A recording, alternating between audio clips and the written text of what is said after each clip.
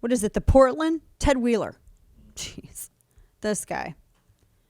So you remember Ted Wheeler, he said that he wanted to defund police and he was so critical of police. This was in the early days of Chaz Chop, right? And it was also before they started going to his where he lived and all this other stuff. And now he's done. He's like threatening. He wants people to dox Antifa and all this stuff. He's basically declared war on Antifa. And this is, it's amazing to see this 180. He fled his home. He's been punched in the face. He didn't do anything.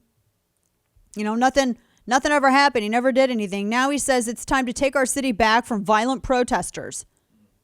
He's asked for the public's help to put an end to the violent protests that have ravaged his city.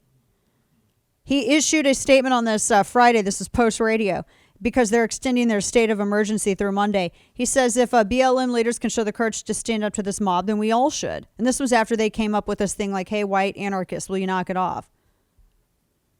And so he wants people, he extended the state of emergency in Portland. He wants, he's like, we got to take our city back. And he's also like coming around now on, it's amazing to see what happens when you get your wish of defunding police.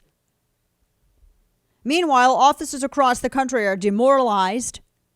There apparently some departments, and we've talked about this, at least a couple of cities, they've eliminated their special units, SWAT, K9. Budgets have been frozen, if not cut. There's a lot of discussion on stripping officers of qualified immunity. I can argue for and against that.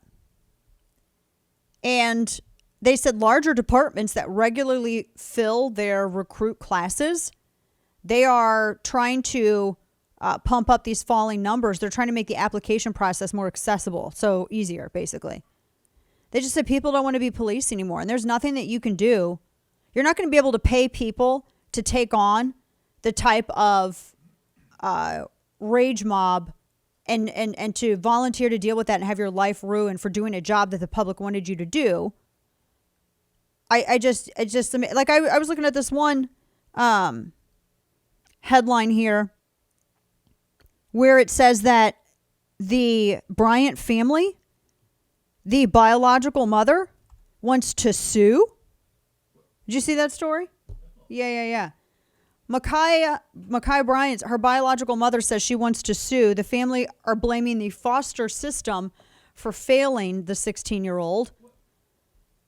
Yep, Deja Torrance, the 16-year-old girl's cousin, said that Hazel Bryant had spoken with Bryant's biological mother, Paula, throughout the week. They said they were in talks with a lawyer to file a lawsuit.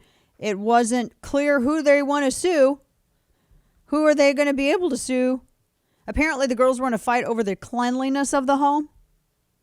So Paula Bryant said she wants answers. We want answers too. We want to know why the hell this girl was in a foster home. We want to know why she was in a foster home despite having a mother there. I'm going to tell you something. If it's everybody else's fault, it damn well is going to be the parents' fault first. We're not doing that here.